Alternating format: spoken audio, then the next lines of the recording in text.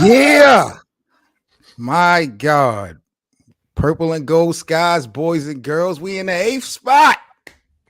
You already know how turned up I feel. Let me calm down. Let me get it together. But welcome back, boys and girls, to Lakerland.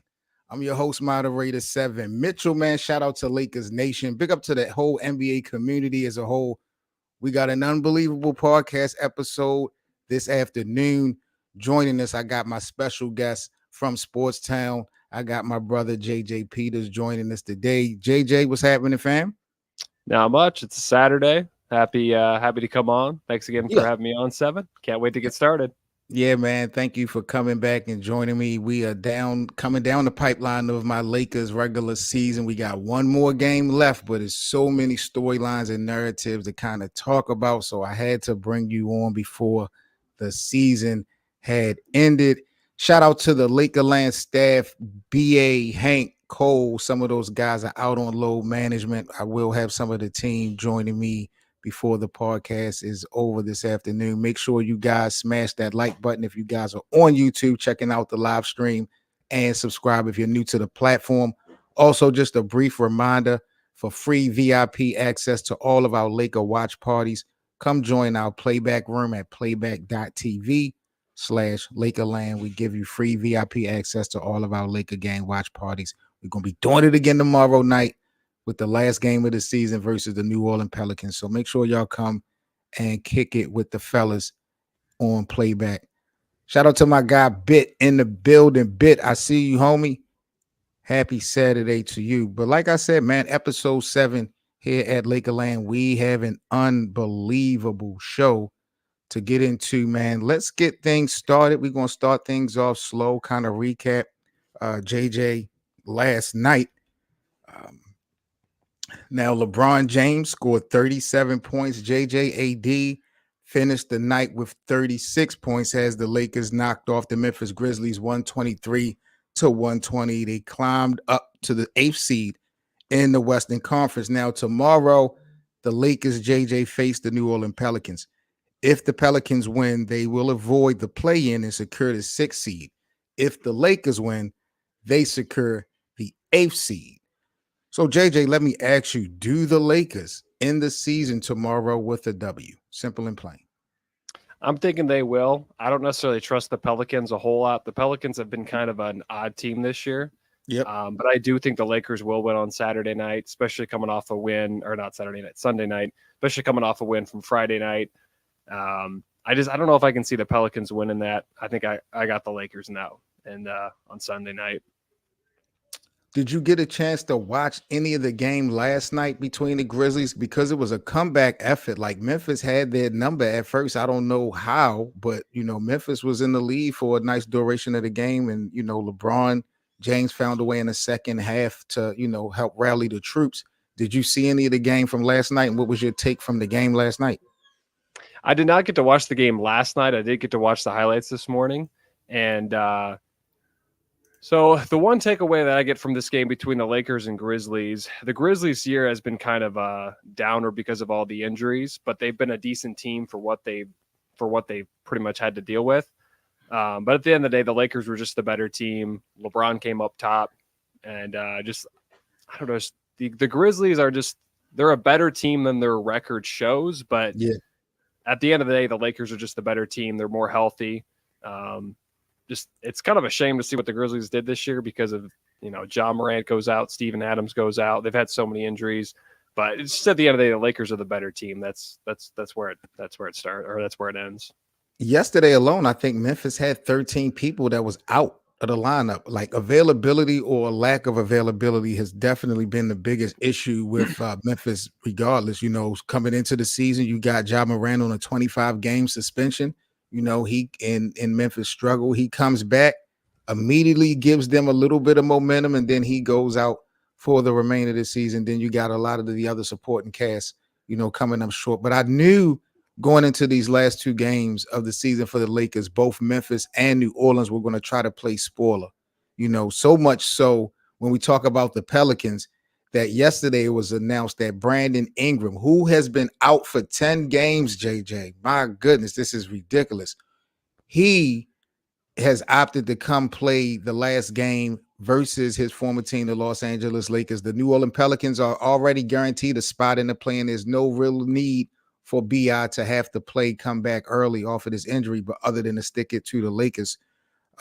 If the Lakers beat the Pelicans tomorrow, they are guaranteed the eighth seed. The last time the Pelicans saw a locked-in LeBron James was the IST semifinals. If you guys remember, LeBron James had 30 points on 100% true shooting percentage. He also had 5 rebounds, 8 assists, and 0 turnovers. He was a plus 36 in 23 minutes.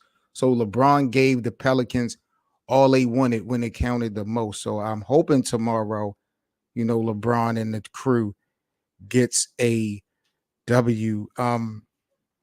What would you grade, JJ, the Los Angeles Lakers overall this season? What report card grade would you give them? Well, I think at the end of the day, they do make the playoffs, and I think they win the play-in game.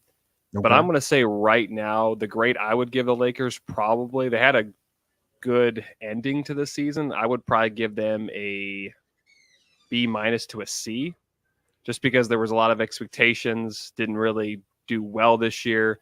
The West altogether is just, all of it is just, I don't know. The West is kind of weird this year because there's so many good teams, but yet there's not a dominant team like there is in the East where you have with Boston. Yep. But I would probably give them more of a B- to a C. Okay. But they had a good ending to the season in which they're going to end up making the playoffs. So I would probably grade anywhere between a B- and a C. This season going towards the end of the year has just been so crazy because right now going into the last game, you have 3 teams at the top in the Western Conference, all with identical records.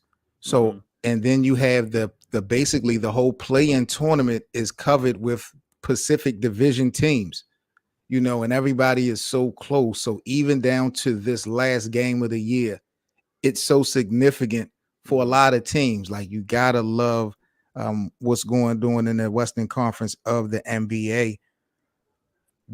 Darvin Ham. Does Darvin Ham need to get the win tomorrow to save his job? Or do you think he's already secure for at least this year? I think he's secure for this year just because last year was his first year and he made the conference finals as like a 7 seed, I think it was last year. Yeah. And I understand every year for the Lakers is championship or bust or title contention or bust. But I feel like he did enough this year to get at least one more season.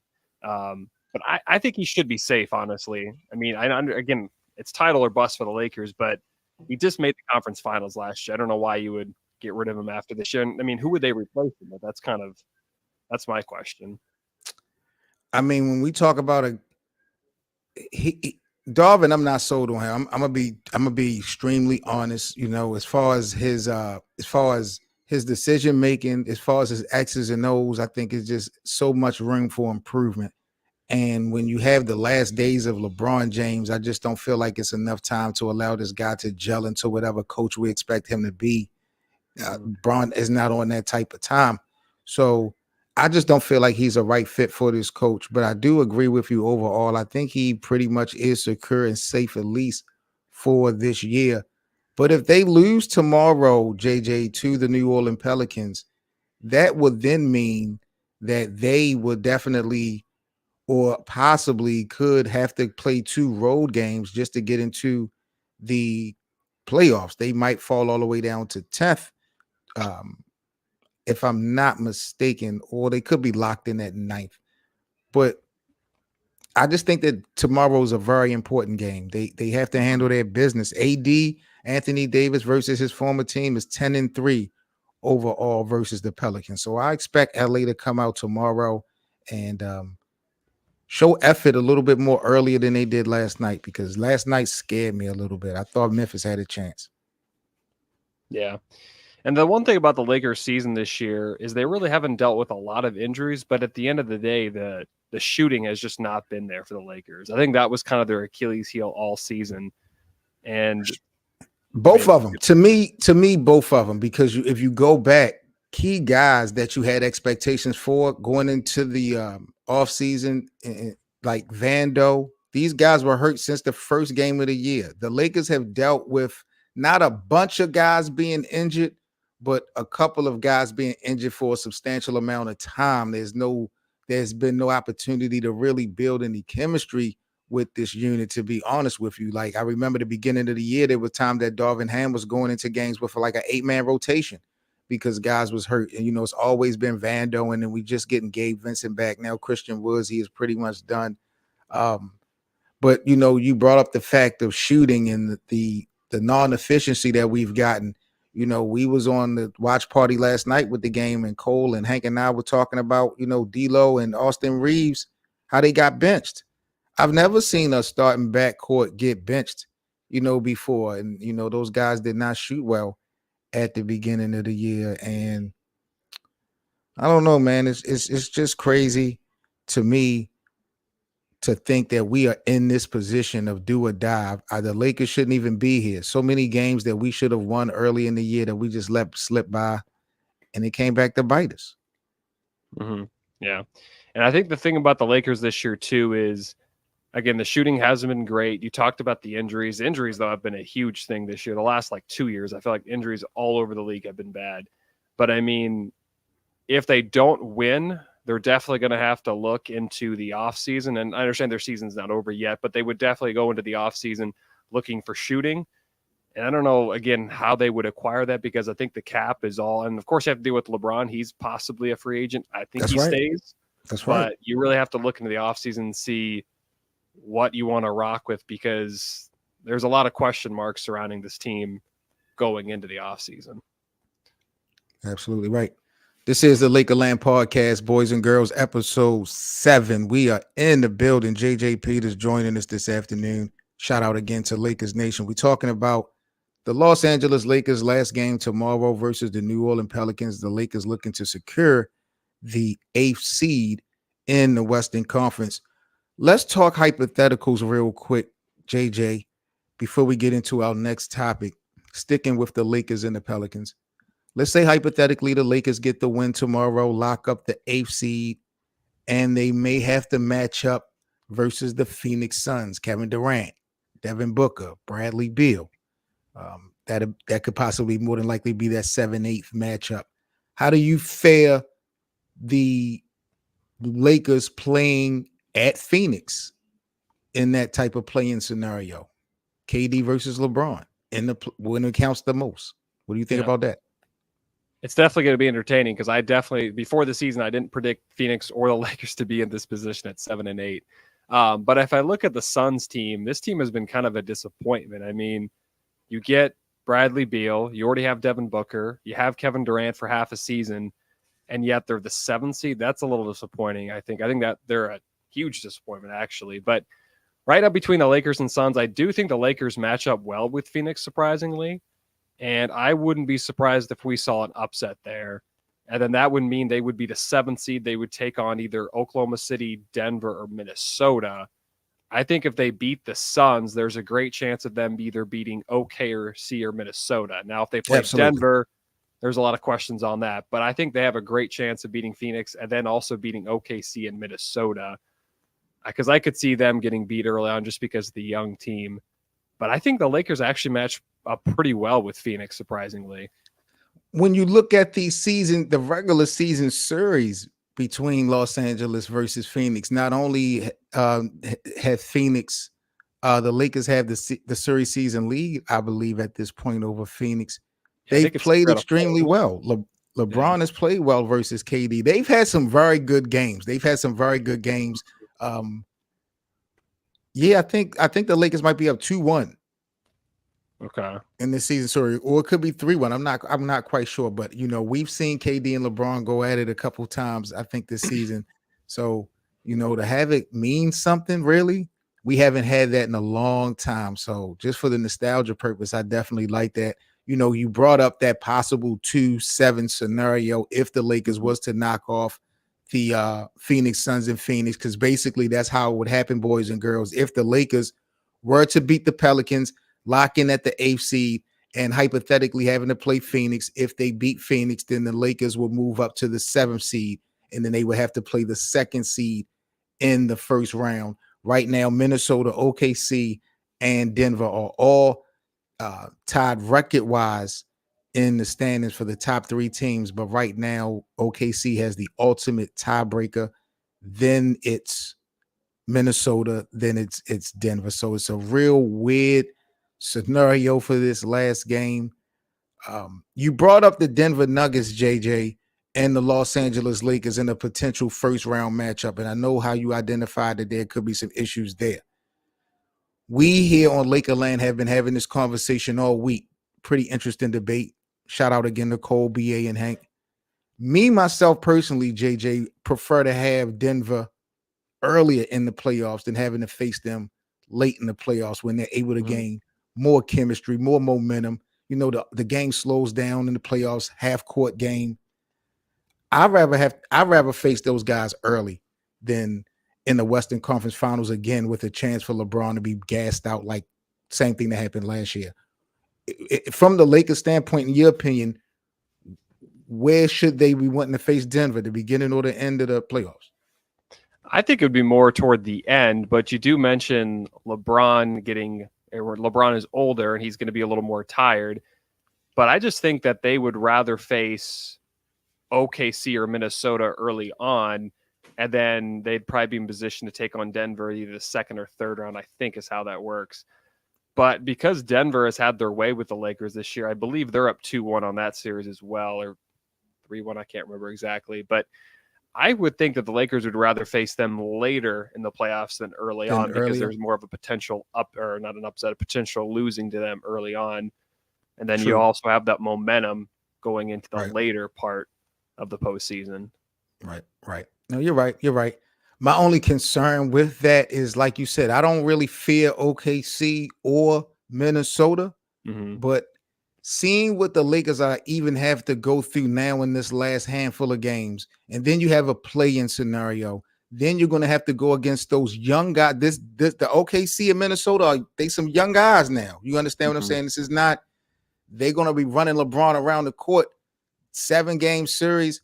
You know, I think it leads more to a recipe of disaster later on in the playoffs if these other guys for the Lakers, the supporting cast, doesn't step up. We need D'Lo to be a little bit more consistent. You know, you got Anthony Davis being out for eye injuries and headaches and all other type of time. And Rui is playing pretty well. We're hoping that Austin Reeves get more consistent, but there's just so many little things that the Lakers need to work on, but we don't have that much time. But y'all let us know in the comment section, Lakerland, when it comes to the Los Angeles Lakers hypothetically facing the Denver Nuggets, should they be facing the Nuggets at the beginning or the end of the playoffs? Y'all let us know in the chat. About to get into our next segment here on the Lakerland podcast. This is our TikTok segment, the first TikTok segment of the podcast. JJ, who was more important to this second half season run for the Los Angeles Lakers? D'Angelo Russell, LeBron James, or Anthony Davis? Well, when he was on the court, I'm going to say Anthony Davis. I mean, he's a defensive player of the year candidate. He's definitely, of course, LeBron is still the best player on that team. D'Angelo Russell's been pretty solid for the most part, but I would say Anthony Davis. I mean, the Lakers brought him in a few years ago for the exact reason when he's healthy. He's a good defender. He's well in the paint. He's a center, not a power forward, as much as people want to say. But I think Anthony Davis has been the most important for this second half run for the Lakers. Because, you know, the Lakers were playing well at the beginning of the season, and then they won the IST tournament. And then after the tournament, like, they just fell off the face of the earth. And then, you know, you have guys check the rotation in the lineup starting to get switched up. Then you had D'Angelo Russell's name in trade talks and all types of stuff was happening before the trade deadline. And AD, it's just like, man, sometimes he can't win for losing, especially with me, because you have to credit AD somewhat for his availability. He seemed to have been out on the basketball court this year more than what we've seen in the past. And when he's been in the game, he has definitely stood up to the challenge. But man, the big moments this season, AD has not always been there, man. Like we saw at the beginning of the year, him facing Nikola Jokic versus the Denver Nuggets. You know, he start off 15 points hot in the first quarter, then go scoreless for an entire second half. We saw AD do that 2 times this season. And then, like I said, being out with a headache or eye injury, a lot of little things, man. We need AD to consistently be that guy. But I agree. Without the production that he did provide the Lakers this year, we wouldn't at least be in this position. And kind of similar goes the same for D'Angelo Russell in my eyes. The play that D'Angelo Russell leveled up to once his name was in trade talks really helped elevate, the Lakers into the winning streaks and things that they had. So D'Lo was very, very pivotal in that late success that the Lakers pulled off after they struggled in the second half of the year. But like you said, man, GOAT James, it still always evolves around LeBron at the end of the day, whether the things that you see or the things that you don't see. So it's tough. I could see how people could say AD has been the most valuable for the Lakers in this second part of their run. I'm a say I'll say AD. I'll say AD. I think his impact on both ends of the court really means something and has held a lot of weight. Well, with Anthony Davis, I mean, you get the good and the bad at the same time. So that's a fact. That's a fact. Part of the process. What's up, Hank? I think you might be muted, bro. If you can hear me or if you can't. Can you hear me now? Now we got you. We got Big Hank in the building. So, Hank, we just chopping it up, bro. Talking about who was more important for this second part of the run for the Lakers. Remember, after the IST, they struggled, but then they found a way to turn the corner, and now we're here. Who's been the most important person for that turnaround?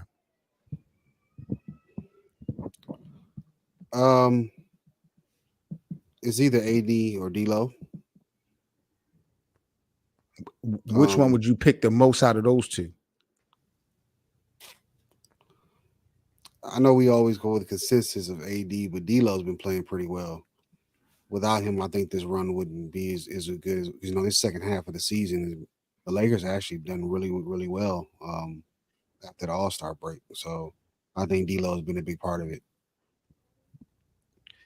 Even though last night we literally witnessed LeBron James conduct that comeback because Memphis had the Lakers at first. We watched this thing in real time. I said, watch LeBron make the comeback.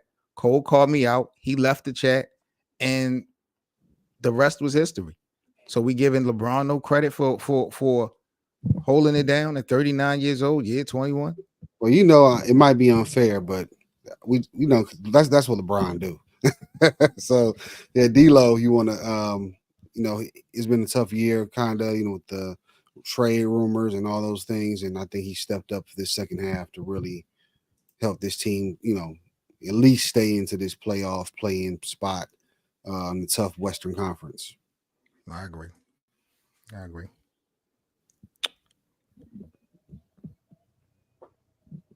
Going into the playoffs, fellas, Hank, I'll start off with you. Let's talk about strengths and weaknesses for the Los Angeles Lakers. What do you see as the biggest strength and the biggest weakness for this Lakers team going into this playoff run? Well, I always feel that their strength is going to be on the defensive side, locking in there. The weakness is obviously always going to be the three-point shooting, and that's why the defensive presence has got to be very important because they're not going to be able to outshoot most nights like a Golden State or even a Sacramento. So they have to lock in defensively and just execute as much as possible on those deep tray balls. But defensive is the most important. Yeah. I think the biggest strength that the Lakers have this season has to be experience. At the end of the day, the experience that LeBron and AD has in moments, it supersedes the shooting, it supersedes the defense, it supersedes the coaching, because all those elements that the Lakers have in their bag has been inconsistent. The only thing that is guaranteed is that LeBron and AD has been in these moments and they understand these moments. They're not a super young ball club, but they don't have a lot of guys that's really championship in that atmosphere before. So it is going to be kind of interesting. But I do think one of the strengths that the Lakers have is the experience of LeBron James. The weakness, bro, is just it's a lot. We can't have a shootout with anybody. We can't go back and forth with scoring. Our coach isn't creative or witty enough to outcoach a good coach in a series. I don't believe. It's like we're gonna need like a superhuman effort from LeBron James or Anthony Davis. So I feel like our weakness is that we don't really have no identity going into the playoffs. Well, I think the Lakers, if you start with the good, the strengths of the Lakers right now, of course, is defense. Experience is definitely a big one. Also down low, outside of really the Nuggets, there's no one that can really defend Anthony Davis unless Karl Anthony Towns comes back, which I think he will. He's in the process of doing so. But, I mean, not a lot of people can stop Anthony Davis in the post. When he's healthy, it's going to be hard to stop Anthony Davis. That's another strength. Of course, the weaknesses, though, is always going to be the offense, the shooting, and the creativity on offense as well. Word. BA in the building. BA, what's up, brother? Hey, salute, fellas. Welcome to Lakerland. Let's get it. Yeah, you already know, man. BA in the building. Bit, I see you, my G. Bit, I'm going to bring you up in a second. BA, let me get your thoughts, family, on the Lakers' strengths, biggest strength and biggest weakness going into this playoff run. I would say as far as strength, I think it's the size. I think the size will affect a lot of teams defensively. The weakness, getting straight to the point, who's going to be alpha? Is it going to be the coach or is it going to be LeBron James? I feel like right now, we spoke about this briefly when it comes to LBJ and Darvin Ham. Players, I see it's kind of like split. You got some players rocking with Darvin Ham, like, yeah, let's go, coach. But then you got other ones that like, okay, I'm just gonna rock with one of the greatest to ever do it in LeBron James. And I think that can be an issue going down the stretch at this beginning. And hopefully it doesn't affect them during the play-in, because that's where you definitely need to win to make it. I agree.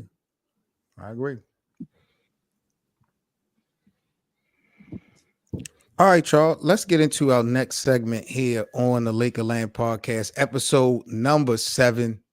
Do remember, for all exclusive VIP access to our Laker watch parties, come on over to our playback room at playback.tv/Lakerland. We in the building tomorrow. We got the final game of the regular season for the Lakers as they lock in versus the New Orleans Pelicans, looking to lock in for that 8th seed spot. So for all Laker land game watch parties, come on over to playback.tv/Lakerland. Free access for our VIP sessions. About to get into another topic here on Lakerland, fellas. Let's build the perfect Lakers lineup going into the playoffs by position: point guard, shooting guard, small forward, power forward, center. If you are the coach, what lineup are you going with into this playoff? Now, mind you, right now we got Rui, Reeves, LeBron, and AD as the current lineup. This is also the lineup that is going to be locked in tomorrow versus New Orleans. Those guys are 16-3, if I'm not mistaken. No, 16-6 together on the year. That is basically almost a 61 win pace if they were playing together for the entire year. But what are your guys' thoughts on who's going to be the best starting 5 going into the playoffs? BA, I'll start with you by position. Jeez. I would have AD. Dang, I know AD.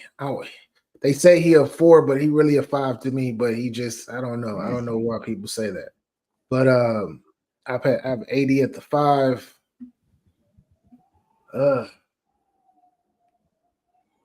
I have at the 1. I'm gonna have D'Lo at the 1. Of course, LeBron. I'm trying to figure out, do I want to have LeBron at the 3 or do I want to have him at the 4? You have to come back to me. This is difficult. Okay. This is difficult. All right, start off, Hank. Give me your starting five going into the playoffs. What should be the starting five lineup? That lineup you just said before, that does sound good. Who they have right now? Reeves, yeah, Russell, LeBron, Rui, and Yep. and Anthony Davis. I do like that, but I'm gonna go off my first thought. I'm gonna go with D'Lo, Reeves, Bron, AD, and Jackson. Jackson, huh? Okay. Jackson? Okay. D'Lo. Who was your shooting guard? Reeves. LeBron, AD, And Jackson Hayes. I like that. I like that because what you did to, I like what you sacrificed at the 5 to maximize the 4 and the 3, especially the 4. You put Jackson Hayes at the 5. He has shown me he might not be no all-star center. He might not be a great center, nothing like that at this point, but he's not no pound cake. He's shown me that he can play some ball. Just give him some time, give him some playing minutes. Throw him in there with the Wolves. He's only going to get better. So you allow AD to go to his true position at the 4. I like that. My only thing that I probably disagree with you is the Austin Reeves starting at this point. I feel like, man, him playing in the summer last year really blew things. He's played a little bit better later in the season, but he, to me, is more productive coming off of the bench going into these playoffs. That second unit, I think he could lead the second unit. So I would actually go big. And I know this is not his true position at all, and it might be weird, but I would go Rui at the 2, D'Lo at the 1, LeBron at the 3, AD at the 4, and Jackson Hayes at the 5. I would start off big because you're going up against Minnesota, OKC, or Denver. So I'll take my chances with that. Somebody call the bosses, man. Somebody call the bosses. I'm tweaking. Rui at the 2. I know I'm pushing it. I'm pushing the narrative. I'm definitely pushing the narrative and the needle. And like I said, the starting lineup that the Lakers have right now, a 61 win pace is very impressive. But you have to also put a lot of hope and faith in Darvin Ham as well. And nah, I ain't jacking that. What about you, JJ? What is the best 5, the perfect starting 5? Before the season, I thought Gabe Vincent would have a better year, but I think I would still put him on the bench. I would have to put Anthony Davis at the 5 and LeBron at the 4. I think you have Russell at the 1, Reeves at the 2, Rui Hachimura at the 3. I think it's got to have to be that. I think you have to put Davis at the 5. I know they're playing a lot of big guys now in this. Like I said, you're going to have to go against either Minnesota or OKC. They have those big guys, but I think you have to stick with Davis at the 5 and putting LeBron at the 4 and the rest. Of course, Austin Reeves or be D'Angelo Russell at the 1, Reeves at the 2, Hachimura at the 3. Yeah, you're going to have to go with LeBron at the 4 and Davis at the 5. Yeah, I had troubles with that. That's why I was like, man, I think they're at their best with LeBron at the 4, being able to create that space for AD to do whatever he needs to do inside. So I think that's a good look too. I actually like that lineup, probably the best up here so far. So you like Anthony Davis, and you think Anthony Davis is a true center? That's what you said? Yeah, I think he's more of a center than a power forward, honestly. Really? I agree.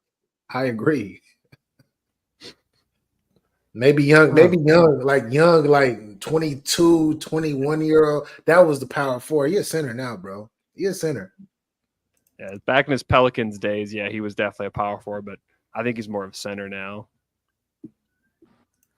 Let me see if I can get Bit squeezed in on here. Bit, give me a second because I'm working out some things. I'm trying to let me add an item. Let me see if I can add Bit on the screen.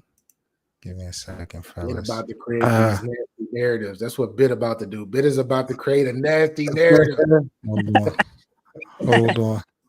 Bit, give me a second, bro. Let me create a correct layout, and I'll get you right Big Sharp in here. versus B.A. Bayless.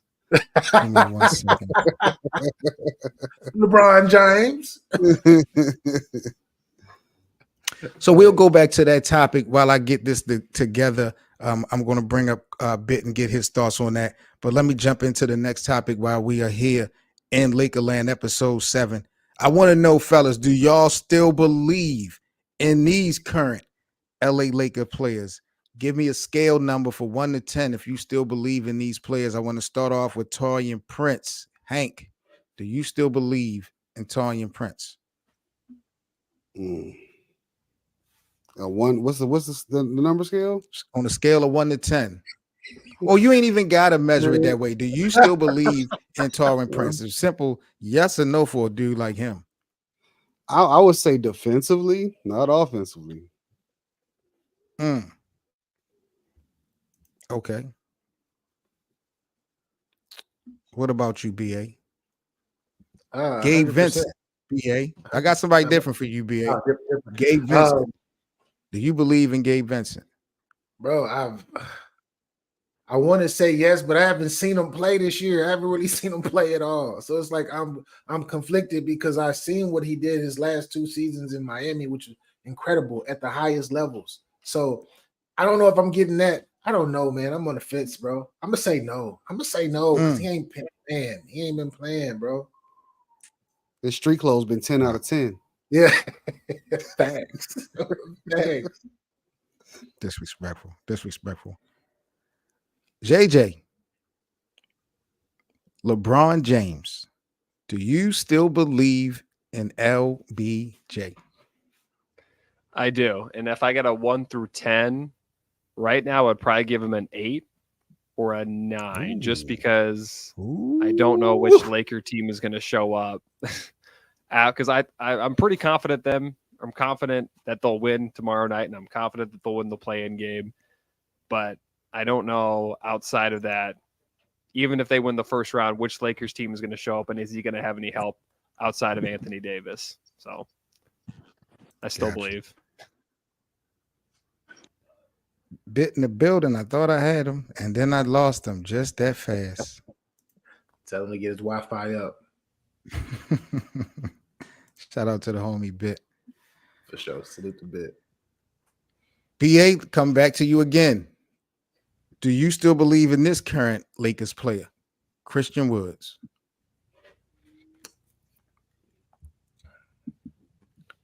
I give it on a scale from 1 to 10. I give him a 2.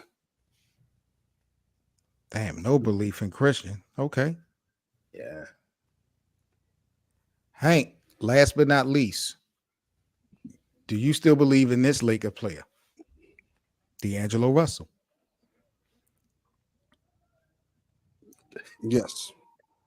Got to think about it. Yes. I was about to say you hesitated, so give me your thought process in this. Because I'm thinking about last year in the beginning of the season. But he stepped up. Like I said earlier, he has stepped up, especially during them trade talks. I thought he was LeBron James, right? He was stepping up real big. Yeah, he playing out of body. Yeah, out of body, out of mind. So we get that throughout the whole playoffs, man. They're gonna be very dangerous if they got the three-headed monster playing at a great level. Yep, that's a fact. We talked about JJ and I was talking earlier about, tomorrow's potential game. If the Lakers knocked off New Orleans tomorrow, they would be guaranteed the 8th seed.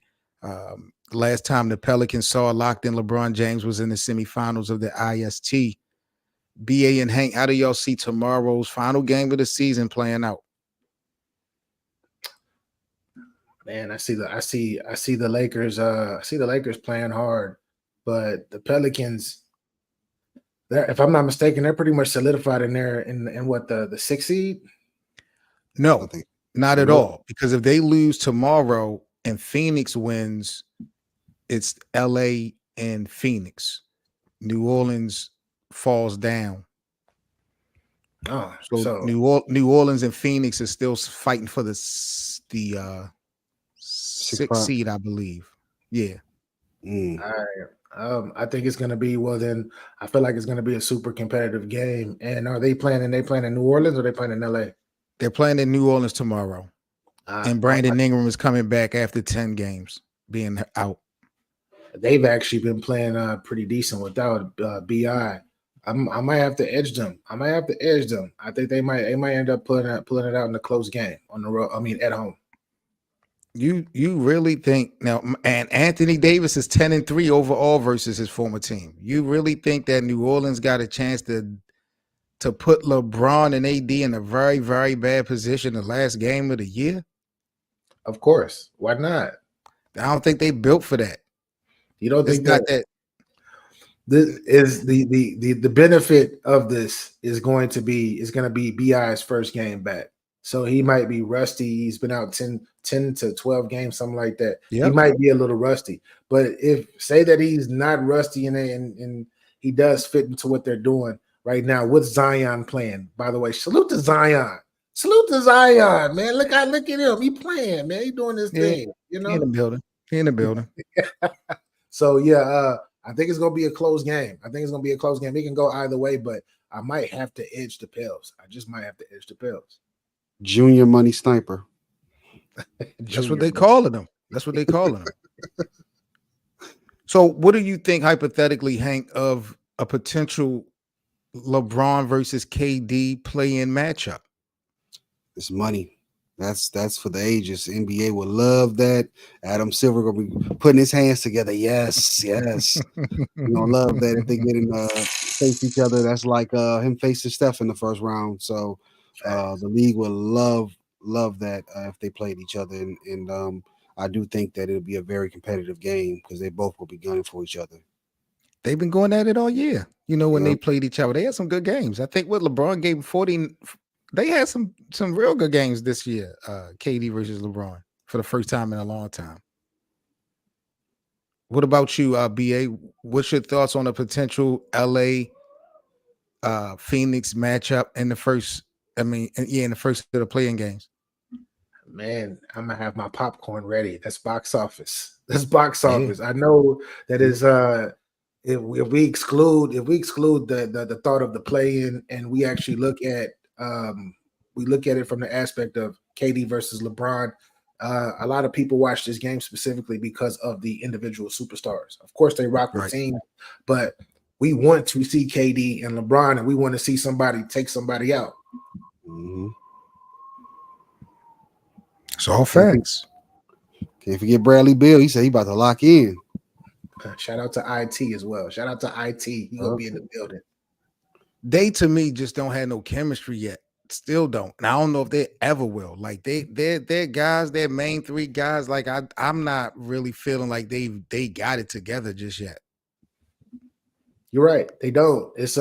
They remind me of the same situation you just came from in Brooklyn. Oh no, you get a shot. No, you get a shot. Oh no, it's my turn. No, you get it. That's not how you win championships. And the funny part about it, KD is in both of those equations, Brooklyn and Phoenix. Kevin Durant needs to start taking over the helm, like even vocally, letting it be known. Like, let's just not play this leader, game. though. Say if he ain't no leader, he getting old. He ain't no leader, man. He ain't gonna never do that, man. He gonna sit back and be like, yeah, man, I'm the easy money sniper. Let me hit a couple jump shots and let me not take no bad shots to keep my field goal percentage high. That's KD in a nutshell. That's him. Yep. He ain't no vocal leader, and he don't do that. He don't do that, man. He writing bars on the bench. Yeah, he sitting there writing rhymes talking about. I think speaking of the Suns here, I think the Suns have probably been one of the most disappointing, maybe if the most disappointing teams this year. I mean, you have that good of a team, Durant, Booker, Beal, and you're going to make the 7 seed. Like, I thought they were going to make a top 4 seed. It's just, that's been one of the disappointing teams, probably the disappointing team this year in the NBA. Frank Vogel. Yeah. Hey, it happens that way, man. When you have 3 superstars, and I don't know what it is about these 3-headed monsters, but when they don't get a chance to actually play with each other, like it gets all out of whack. And the NBA keep doing it over and over and over again. All right, man, before we get up out of here, I did want to chop it up with a couple minutes with my guy, JJ Peters from Sportstown. JJ, I know you've been doing your thing, so I just wanted to get a little bit of backstory from you here on Lakerland before we got off, just letting the people know a little bit about your platform, how you got started, where you from and what you got going on with your brand. So when it comes to content creating, JJ, how long have you been content creating and when did you start the Sportstown Network platform? So it all started back for me. It started way back in 2020 when COVID hit, right?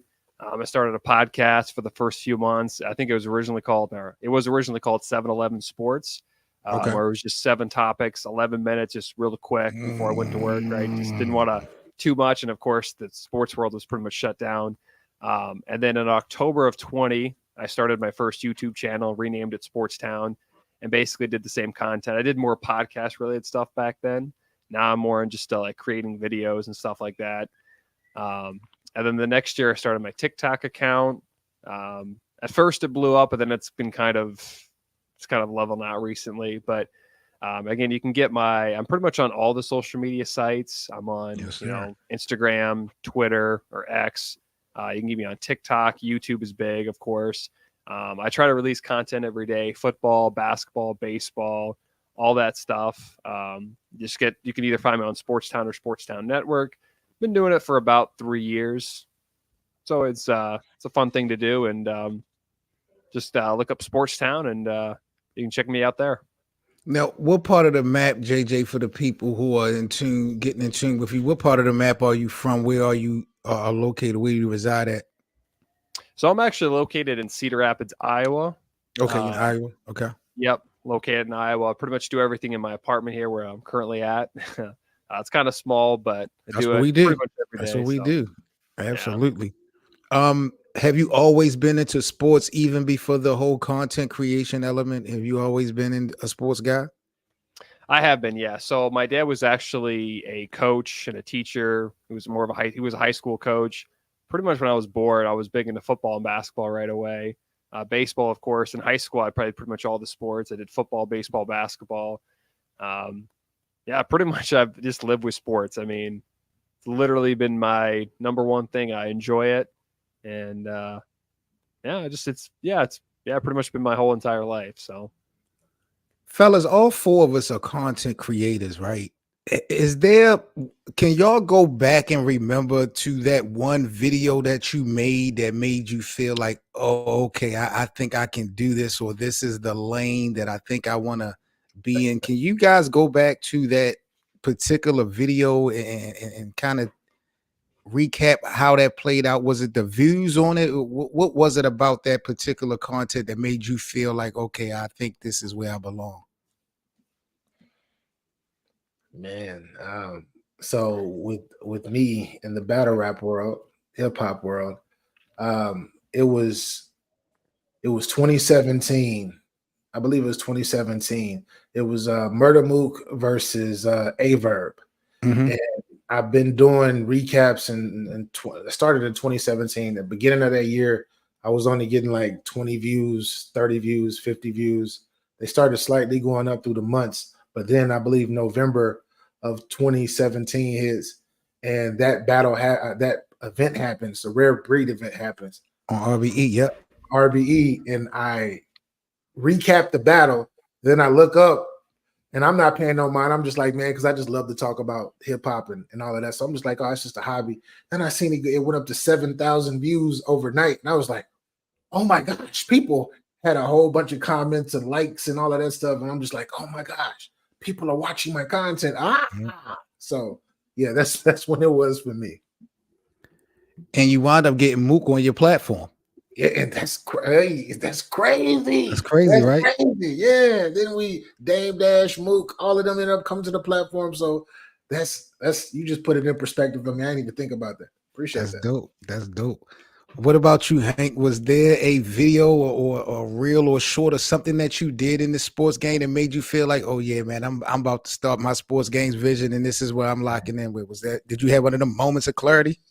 It's been a process for me. I'm probably the newest on the whole panel. Okay. But for me, I'm a creative, period. I like to write stories, all type of stuff. So for me, it's the process of creation that I really like the most. Right. Putting it together. I know even me with my editing kind of slow and sucky sometimes, but even that, the feeling of putting it out there and then getting some of the responses, especially if it does pretty well. And then, like I said, just the process, just creation is I really love it. And of course, I love sports, so doing that with the creation, for me has been a win. Yeah, no doubt, no doubt. And you've been doing your thing, man. So keep doing your shit, man. You definitely doing your Thank you. shit out here. I'm a big fan, and I'm glad we all locked in and getting shit some work done. What about you, JJ? Was there a shining moment or a video that you put out there and you got some feedback from that made you feel like, okay, I'm about to start this sports town thing? Like, what was that moment for you, or if there was one? Yeah, so there's been a few, but there was one video where I think it was it's probably 2 years ago now. It was like February of 22, and I think it was like a Thursday night, and I was just trying to think of what kind of video to do, right? And I just thought of doing, I think it was actually about Lamar Jackson, Okay. and I uploaded a contract situation and just basically I think it took me maybe an hour, maybe 2 hours to do. But I upload this video to TikTok, actually. I uploaded to YouTube, Instagram, all that stuff, but I uploaded to TikTok first. I did all the stuff. Then I went to bed that night. I wake up around like 6, 7 a.m., right? Because I'm about to go to And that work. thing blew up. And then I found out that, there's like a bunch of views, a bunch of comments, and I'm like, wow, okay, maybe this might.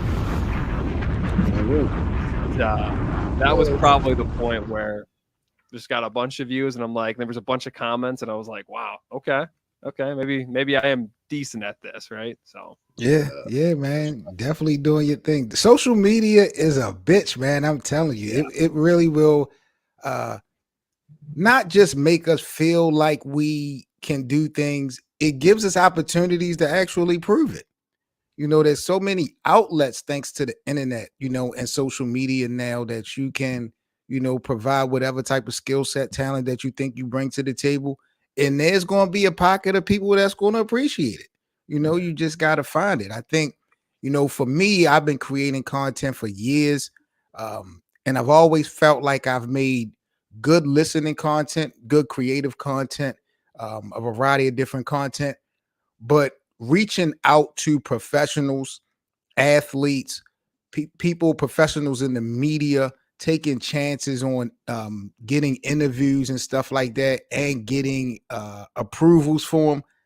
That really was my, standout moments, because it just gave me the confirmation that it's not just a talking shit platform or a talking shit brand. Like, people have to find some type of credibility or significance in the platform. They don't have to agree with what I'm saying, but they do understand that the arguments, the debates are coming from knowledgeable, genuine people that knows the game, and not just creating a whole bunch of narratives and gossip. I've never had a rumor mill, and people have respected the platform. And then when I'm getting that same appreciation to a fault from professional athletes and stuff, that was really my moment that I was like, okay, man, I need to just continue to just keep my head down. Might not never blow up, but at least I know that I'm on the right track of not just being somebody out here making a bunch of goofy content that is just not a good look, regardless of the views. You know what I'm saying? So that's for me. We need that 30 for 30 though, because that's like, I gotta get back into that. That's like, you don't understand. Like, I don't, JJ Hank, I don't know if y'all seen his, like, when he gets in that 30 for 30 bag, it's like on some like next level. Like, we need that back, Seven. We need that back, bro. And it was so pivotal in the realm that BA and I come from, because they didn't have any type of documentary storylines. Battle rap was just straight about the bars, and then it got to certain media trying to be the stars, but there was no unique type of real content going on. So, I did find that lane, and then I kind of converted over with it to the sports. I started doing the Mitchell Report. So, niggas just figuring things out. But what about the flip side of it, fellas? What was the worst time in your career as a content creator? What was that one moment maybe that really pissed you off or made you feel like you wanted to quit? Y'all ever went through those types of vibes? Who was it? Yeah, anybody want to go first? I definitely got one. Since I'm the rookie on the panel, I would say, yeah, a lot. You put out a video that does real well, the next time you hear crickets, like that make you like want to The quit. views. Yeah. Views. Okay. But yeah, like even when I first started, like my first was starting by talking about the Lakers and LeBron, and like I had like one view for like like 3 months. I'm like, yeah, I don't think I might not be doing this long. So, and then it start picking up. But yeah, that basically, it happens. Just keep putting the content out there, and the people will find you. Gotta keep working. What about you, JJ? Was there a bad moment in your young career as a media personality? There's been a few. I definitely had a few like Hank, where you do all this work, take like 4 to 6 hours edit. You take all this recording, do all this research, and then it gets like 5 views. You get no comments, nothing. It's like, man, that was a waste of time. Or you're just tired and you're like, I don't want to do this right now. Or you post something and then you realize that it's not very good quality or something like that. Or you get a comment where you messed up on something and it's like, oh crap, I can't just delete it now. But it's like, oh, that's the worst. Especially because I know too with like, or when you work really hard for a video, gets nothing.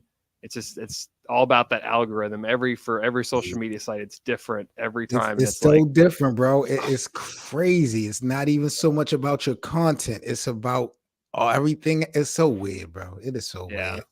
You right about that. What about you, BA? Just like what these two gentlemen said, it's I still do that now. I'll put out something and it'll have like 150, 200 views. I put out another video and I have a couple thousand, 10,000 or something crazy. And I'm just like, oh yeah, we did something. And that is frustrating. And it's like, I guess people don't understand how like really, especially when you edit videos, it takes time. It takes time. Like you have to be precise. You're actually mentally like working your mind. You're like, oh my gosh, I need to take this. I need to have this fade in the right spot and put that type of workout. And only a very few people see it. Like literally, a very few people see it. Can drive you nuts. But I do want to say, for me, it's when I would drop stories. Right, I'll be the first person to drop a story in my particular field by whatever type of information that I got from leaked sources and all of that stuff, for the sources I got for what I do. And I would drop it, and then I would get a couple hundred views, but then somebody else from much bigger platform will grab it, and then they'll have 100,000 views, 131, 500,000 views, and I'm like, what? And I'm gonna tell you how dirty the battle rap culture is. Not only will they grab it, they'll grab it from you. Yeah, exactly. They'll take your shit, spin it, and double and triple the views on it based upon who they are, their popularity. The fan base just totally overlooks that he just said the same shit verbatim BA said in his video. They do it in the sports world too. They do it in the sports world too. It's crazy. Yeah, Stephen A. Smith does it all the time. For me, and it hasn't bothered me, Hank and I, we was chopping it up about it. I don't know if y'all fellas are even aware about it, but like I'm currently being targeted right now. Like my channel, this Lakerland channel, is on the second strike right now. This channel I'm being targeted by. There's a woman by the name. I really don't even want to mention her name until I get. Don't mention it. It's like Baltimore. No. It's just nasty work. But there's a female who Shannon Sharp had some issues with prior that I had did a story on, and her and I have just had some back and forth interactions, and she has gotten a couple strikes on my channel based off of pictures of her that I've had in some of my content. Weird as hell that I could get striked for photographs that she's claiming to own from the photographer and all types of crap. So she has been really trying to get me out of here. And it's funny to me because, like I say, and BA mentioned it, it's not always about the quantity, it's the quality. You never know who's watching your content. You may not have a bunch of views on every video, but you never know who's locked in, who's searching their name on social media. I did the video on Robert Covington and from the former LA Clipper, and him and I had, some interactions and dialogue on social media, based off of him being the type of guy that just search his name on Twitter to see if anybody talking about him. Like people do that all the time. Who was the Oscar guy you said like the Lakerland video? Somebody won an Oscar? I forgot his name. He played in I forgot his name, but he played in, was it The Shy from Showtime? It was somebody, but we just had a celebrity. I forgot who it was. Two of them, matter of fact, because it was someone else on a media platform that was impressed with the content. So we just working, man. That's it. We just working. So all you can do. I do want to say this for all aspiring content creators. I'm not the biggest content creator in the world. My channel is not that big, but what I will say is there would be days where I would actually create content and recap and do all of these other stuff that I do with my channel. And I would only get, like I said, 10, 15 views. But what I learned is I'm doing it because I love to do it, opposed to just doing it just so I can get views, if that makes sense. No, like, absolutely. No matter the views, if you consistent with what you do, and you actually, like I said, love what you do, and you do it actually for the love, all that other stuff comes, because now I can look, and I started off with like 20 subscribers, and it took me 2 years to get monetized to get 1,100 subscribers. And then every year after that, I've been slowly building up, and I'm almost at 20,000 subscribers. That's a fact. Yep. Counting. Yep. And that's just on that platform. We're not even talking about the 30-some thousand on TikTok or whatever or whatnot. But it was all consistency, and just be consistent, because it's quality. You never know who's watching you. It's not about the big masses of surfs out there. Just like, oh, let me just let it be the person that the one person that really likes you, or that's a quality type human being who has a big network, might retweet you, might share your stuff. Yeah. So just just be consistent and do it because you love it, not just because I need to get all of these views, because you ain't gonna get nowhere. You're gonna fall because you can't control it. You really can't control the algorithm unless you really know what you're doing. JJ, do you have any advice to give to up and coming content creators? Yeah, just keep on grinding. Like every day it's a grind. Now you don't necessarily have to do it every day, but if you want to get bigger, you're most likely going to have to make content almost every day. It doesn't matter what platform is. The algorithm for every platform, if it be like TikTok or YouTube or Instagram or even Twitter/X, everything is different. So a lot of times you have to find your niche or your platform, but it's just a grind every day. And yeah, don't try to go viral right away, because you won't. It's just so weird. So it's almost like rocket science, right? You have to that's how the algorithms are almost. But yeah, the equation got to be perfect. The equation has to be perfect and precise. And it's like you don't go viral trying to go viral. Everybody that tries to go viral, they always fall flat. Like that. Going viral it's called viral for a reason. It's something unique. Like it's hard to really duplicate that unless you now have a platform that's just got a bunch of followers. Everything you do can potentially go viral. What about you, Hank, before we spin off? Any advice you got to give to any up and coming YouTubers or content creators, bro? Pretty much echoing the sentiments of my fellas here. All you guys, like, just got to keep going. Especially if you got to pick something that you really like and love to do, because if you don't, you're gonna want to give up. Like, like I said, one view in like 3 months, you're gonna just like, I put all this time into this video and nobody, you know pretty much you didn't do anything wrong. It's just the algorithm. So just keep on working, enjoying it, have fun with it, and everything else will come. But yeah, and then of course having the fellowship of you guys inspire me watching your guys' content. Like, okay, likewise. Yeah, likewise, man. How do you be a last question? Because we talk about views, and I would anticipate that that's an issue with all up and coming content creators. It's always the view count. It's always that, not that we feel entitled, but like, let's just be real. When you see certain videos or certain platforms with all these views or subscribers or what have you, it just goes to show how many people are in the sports community watching this type of content. So it's just like, hey, I don't even care that you agree or disagree with my take. But why is it that the video is not being seen? Like YouTube is like hiding my content. Like it's not even about the people disagreeing with your take. We are fighting for the video to even get seen. That's always been a big thing. Yeah. So then I'm gonna be like Poetic Justice. Our videos, we be like, I know I look good as that dude. Yeah. I know I look better than him. That's a fact. D Money in the building. What's up, gang? Hey man, you right. You never know who's watching you. Like I am for the mountains. You'll be flying. You know what I'm saying? I know. Are you in the Milwaukee Mountains though? Help me honest and Dane. Yo, my wings. yeah. I jumped out there. You know what I'm saying? It's BA fault. It's BA fault. It's fine though. You know what I'm saying? They've been blaming each other all month. BA blaming him on the Discord, and he on the stream. Y'all blaming BA. JJ know about the bet.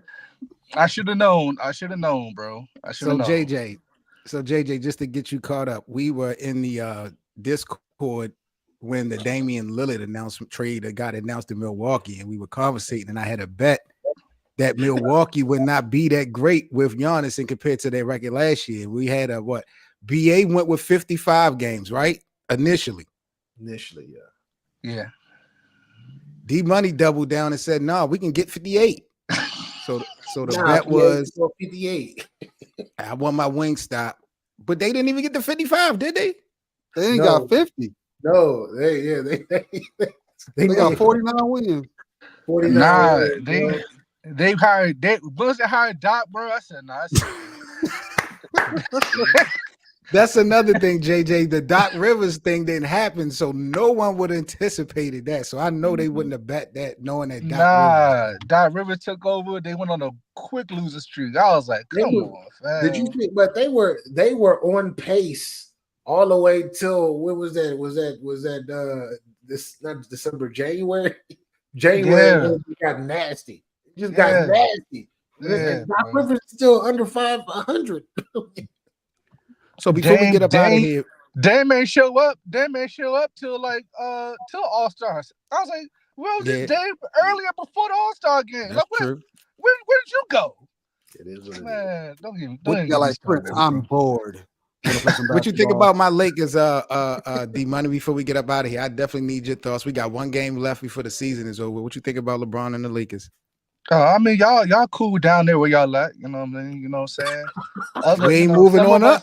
Some of us is battling for number one over here. You know what I mean? Woo. So OKC. The Denvers. The OKC. Yeah. You're OKC fan now.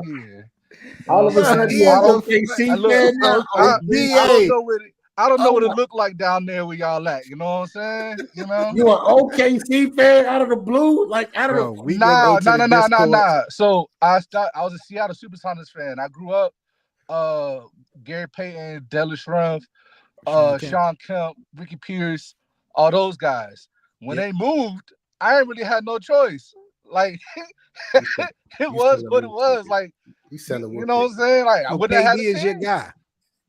Shout out 6. You said what? KD is your guy then, right? Yeah.